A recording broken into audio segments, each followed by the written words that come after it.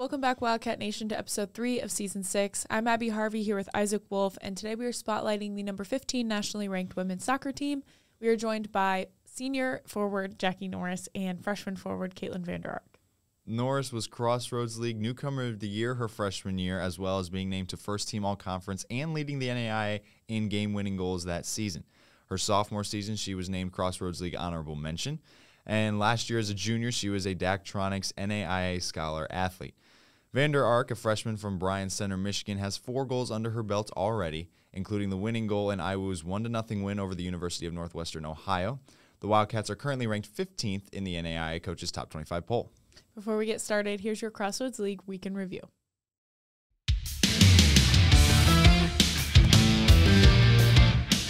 I'm Isaac Wolf with your Crossroads League Week in Review. In volleyball, undefeated and 16th ranked Mount Vernon fell to Indiana Wesleyan for their first loss of the season. The Wildcats swept the Cougars, led by standout performances from 2023's National Player of the Year Ava Joldersma, who led the team in kills with 21 and aces with 2, and last year's Setter of the Year Abby Porter, who led the team in assists with 36 and digs with 16. The Wildcats also swept Huntington on Saturday to move to 13-2 on the season.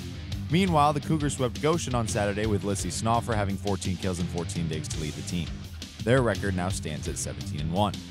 Number 19, Grace, is currently on a 5-game winning streak boosted by wins at home against St. Francis and Bethel this week. The Lancers swept the Cougars and took down the Pilots in 4. Their next challenge comes at previously mentioned Mount Vernon on Wednesday at 7 p.m.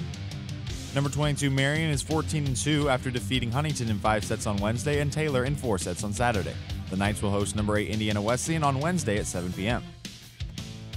In football, number 5 Marion squeaked by Lawrence Tech 24-23 on Saturday. Quarterback Tristan Polk led the Knights down the field on a game-winning drive in the final 3 minutes of the game. A 12-yard touchdown pass from Polk to Tyree Spence tied the game, and the extra point put the Knights ahead. Lawrence Tech had missed the extra point attempt on their previous score, or else the game would have been tied. JT Downey then sealed the win on Lawrence Tech's final drive with an interception as the Knights escaped with the victory. They are currently 3-0 and will play at Taylor this Saturday at 7 p.m. Number 7 Indiana Wesleyan had no problem with Olivet Nazarene, defeating them 69-0 on Saturday and grabbing a couple of records in the process as well. QB Arjan Loth threw for a program record 374 yards and tied Kyle Antoine's single-game passing touchdown record, which he set earlier this season, with 5. The Wildcats dropped 55 points in the first quarter and never looked back. They will prepare for another road game this Saturday against number 25 St. Francis of Illinois. That game kicks off at 2 p.m. Eastern. In men's soccer, number 3 Bethel remains undefeated at 7-0-2 after defeating St. Ambrose University of Iowa on Thursday 5-1. Pierre Sabroso had 2 of the team's 5 goals in the win, and Alex Murillo added 2 assists as well.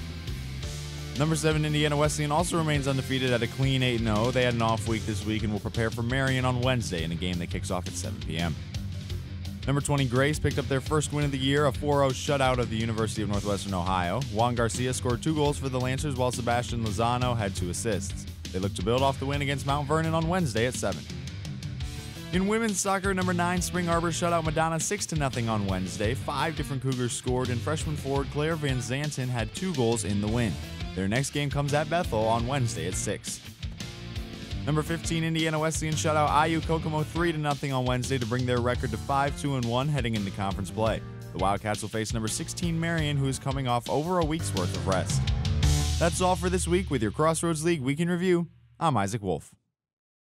Okay, so both of you guys scored a goal in last night's 3-0 win over IU Kokomo. Talk a little bit about that game and how it felt for both of you.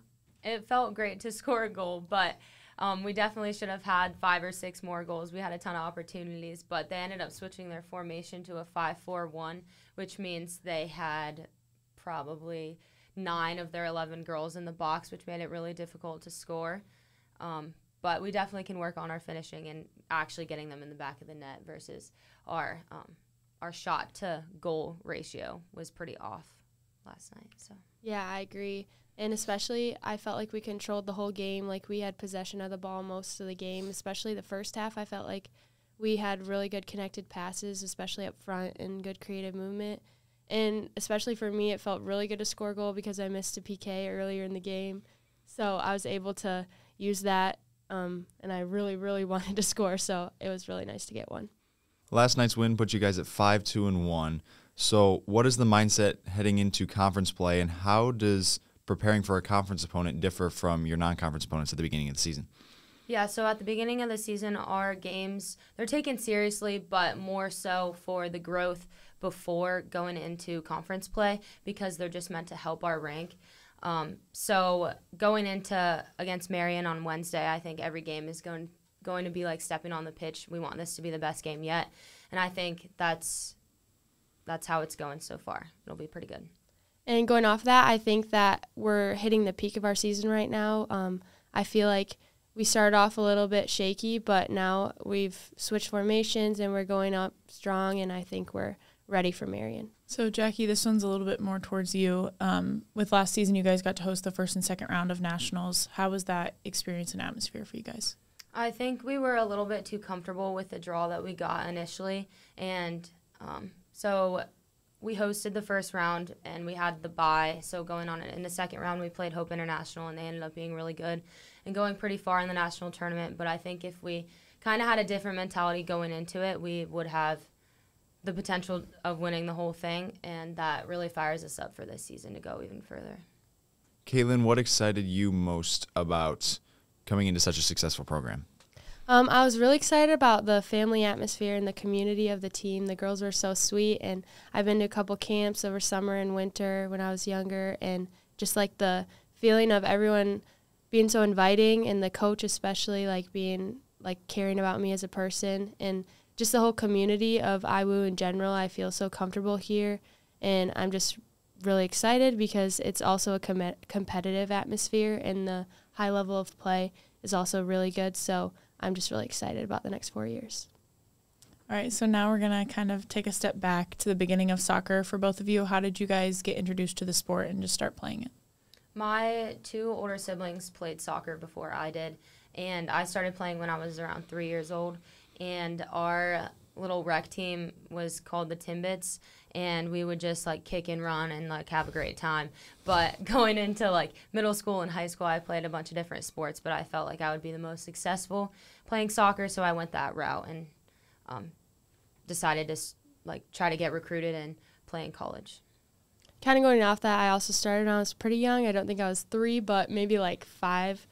We had a little rec league too, as for free with all of the community, and I felt like there were just some random girls, and we all made a team, and it was really fun. I've always had fun playing soccer, but I also played other sports, especially at middle school, high school, but I definitely steered towards soccer. I've always loved it, played club, and I just felt like that was a sport that was meant for me. And then I always felt like I wanted to play college soccer, so started looking for a great team, and I found it. So who, if you guys have somebody, who kind of motivated you through your soccer career growing up? I would say definitely my club coach. That's the only club coach I've ever had. I followed him out of ASO, actually, our rec team, from when I was 12 all the way till when I was 18. So just having the same coach was really motivating, and he knew me really well. I would say he's like a second dad to me. And then both of my high school coaches, we had 2 that switched, and they were both really good leaders in my life, and I felt like they pushed me to be a better person and player. I honestly feel like I'm pretty self-motivated, in my own mind, but that also has its downfalls because if I'm not playing up to what I expect that I should be, I kind of go into a little spiral of not having enough confidence when I play. So my parents kind of helped me, help to build up my confidence even if I have bad games. So I would probably say myself and my parents. When did you guys realize that playing at the college level was a real possibility? I have moved back and forth from Ohio and New Jersey a few different times, and I had the opportunity of playing for a club team called PDA, and we won the national tournament in, I think, my freshman year of high school. And it just felt like a privilege to be on that team because everybody was so good. But I felt like I was one of the worst ones. So we would have people coming from UCLA and Stanford recruiting my teammates. And then I was just what do I do? Because I don't feel like I really measure up to that. But then we moved back to Ohio, and I wasn't playing for as high of a level. But all the years of training with that team in New Jersey kind of made me excel when I moved back. And I got a lot of attention from colleges because I wasn't playing on quite as much of a good team. So then a bunch of the avenues to play in college started to open up, and that's when I started to kind of see the fruit of all the training that I've had in the past kind of transfer into the opportunities to play in college. For me, it was always a dream for me to play college soccer, so it kind of like I was like stepping into that dream when I played club.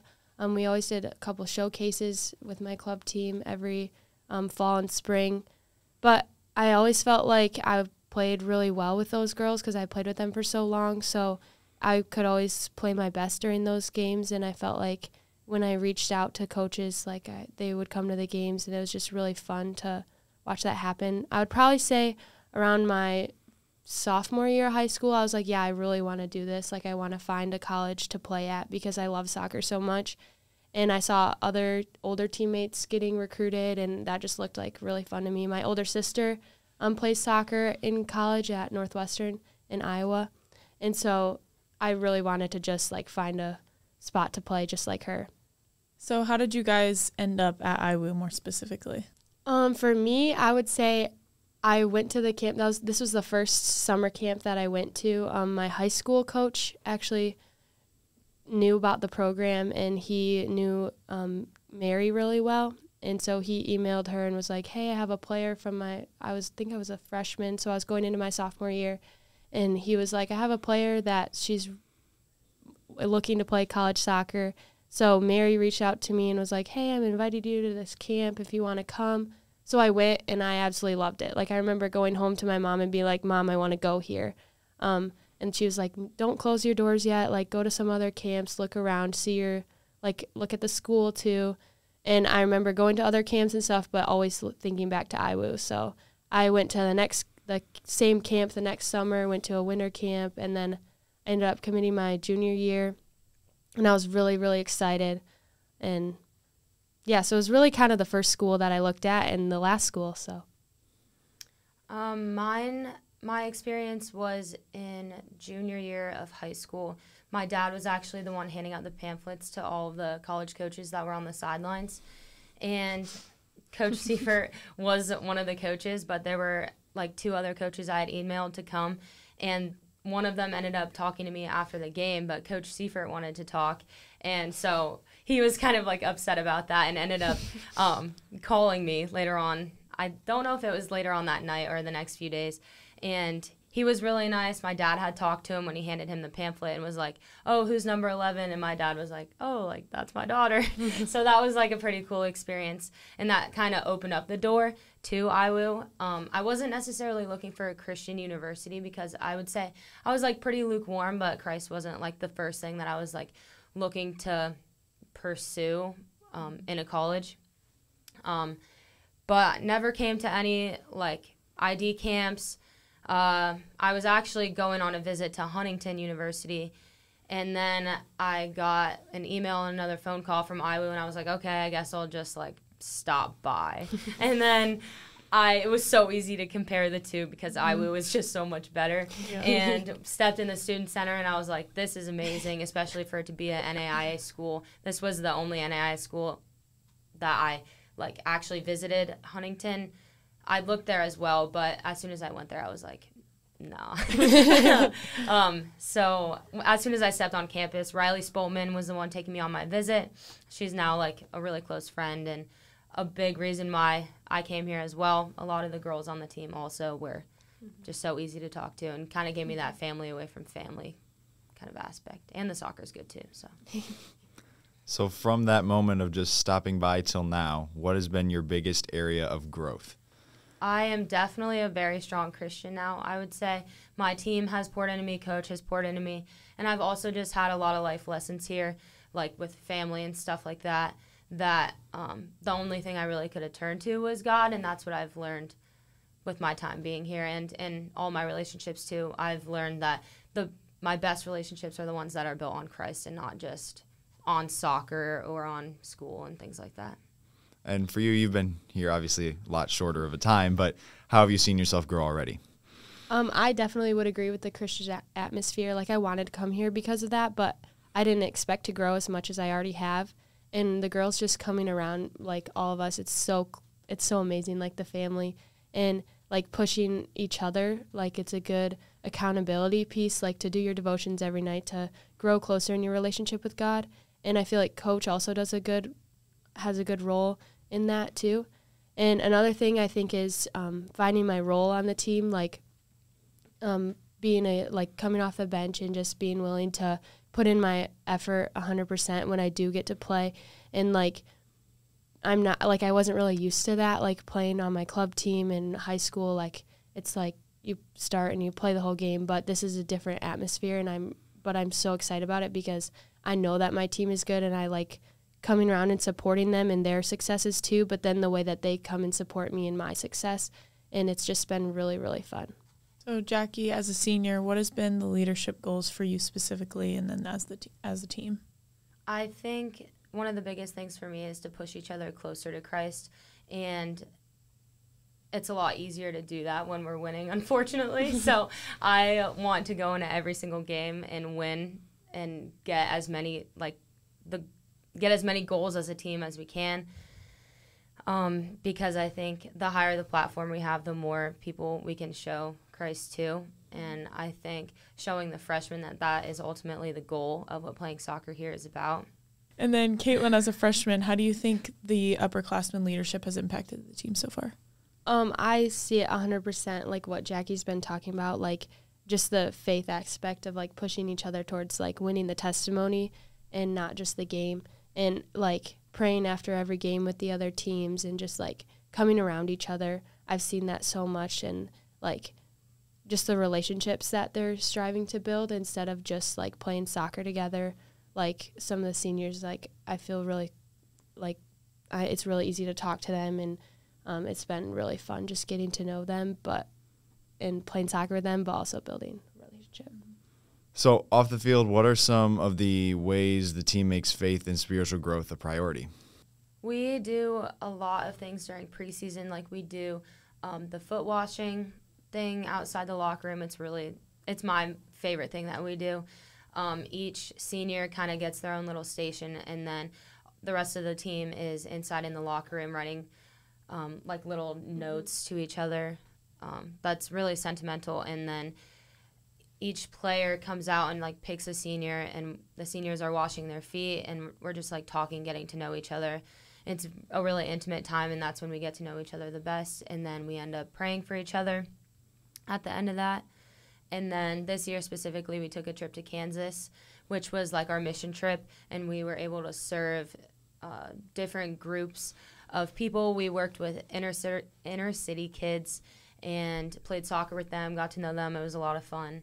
And then do you want to talk about like the food serving that we did? Yeah. So then we also went to this like food pantry sort of that we got to like, we helped pack food that gets donated. And then we also went to a women's shelter, and we talked to the women, and that actually got way deeper than we were expecting. Like we had some really good faith conversations with them, and some of us just hung out with the little kid with their kids and just like showed them the love of Christ.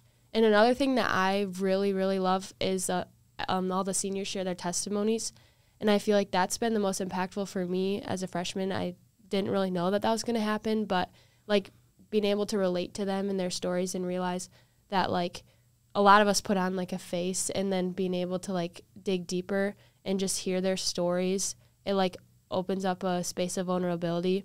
And like I've been able to connect with some like a senior on the team, and like we've been able to create a really deeper relationship, not just the surface level. And I feel like that really helps, and just being able to check in on each other. So what are you guys looking forward to this season, both on and off the field? Winning a national championship. 100%. Yep. That's it. And like growing relationships, I think so too, which has already started, but I feel like continuing to build on that. So is there anything like serious or silly that the team does before the game? It could be like stupid or in the locker room before the game, we turn off all the lights, and then we get out our phone flashlights, and then we sing Flashlight from Pitch Perfect. And we all like stand in a circle, put our arms around each other, and we just get hype. Yeah, and then starting second half, I do this like really weird thing, like we're all in a circle and I'm in the middle, and I'm barking like a and I bark like a dog, and it's so embarrassing, but it gets everyone hyped, so I have to keep doing it. It's true. Is there any like personal pregame rituals either of you have? I have to wear my left sock on my right foot and my right sock on my left foot. And why? I don't know. I've always done it, and I can't stop doing it. Okay, fair. I always do the same. Well, now I made a new game day hair, but I always have to do the same one, and I always wear pink pre-wrap. Yeah, I got the same. Like, I like to wake up and then eat an apple with peanut butter. Yep. Nice. Would you say you guys are superstitious when it comes to stuff with soccer? Oh, 100%. 100%. I'm a very superstitious person. Where does that stem from? I've just always, I don't know, in club, like tournaments and stuff, I would always, actually in high school, I'd wake up and my game day breakfast was egg sandwich. And I just always, I don't know, it just always happened. I did it like my freshman year, my first high school game, and then I played really well, so I was like, okay, I have to do exactly what I did that day. And here we are. So what has been your favorite memory for both of you of being a part of the Iowa women's soccer team so far? I feel like there's two ways you can kind of look at it. You've got like the soccer aspect and then the friends aspect. And a lot of people that come back, like a lot of the alumni, they're always like, you're never going to remember like the goals you score, the balls that you like don't finish, or like the games that you lose. But I feel like looking back, I can remember like the majority of the games that we've won and just the joy that has come from it. And then also like the downfalls, like one time I missed this completely open shot against Spring Arbor. Like there's just things that you remember. But friendships wise, I think it's not really like a moment, but specifically this season, like looking back at how my class has just grown so much together as soccer players, but more specifically as Christians. There have been, I can think of one specific person that came in, wasn't a Christian, and then just seeing the way that she used to have like soccer be her identity in Christ. Soccer be her identity, but now that she's a Christian, it's just a completely different feel when the whole class kind of has the same goal of just loving each other well on the field and off the field. And I feel like looking to see the growth over the past couple years it's really cool to experience this year. I would say so far, one of my favorite memories is when we were in Kansas. One of the seniors shared her testimony, and then afterwards we all got into little small groups and we just like talked about life. And I feel like it got really deep, at least for my group, and just like being able to open up and be vulnerable with them. That was like a huge memory that's going to stick with me like forever.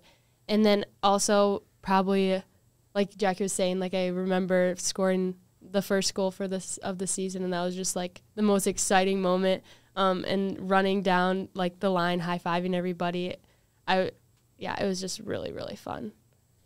Well, thank you guys both for joining us and just talking about the women's soccer team and all the success and your journey and the growth. And then thank you, Wildcat Nation, for tuning into episode 3 of season 6 with Iowa women's soccer, Jackie Norris and Katelyn VanderArk. Join us next week as we will highlight the men's soccer team here on campus. And I'm Abby Harvey with Isaac Wolf here on Wildcat Week, presented by Amplify Media.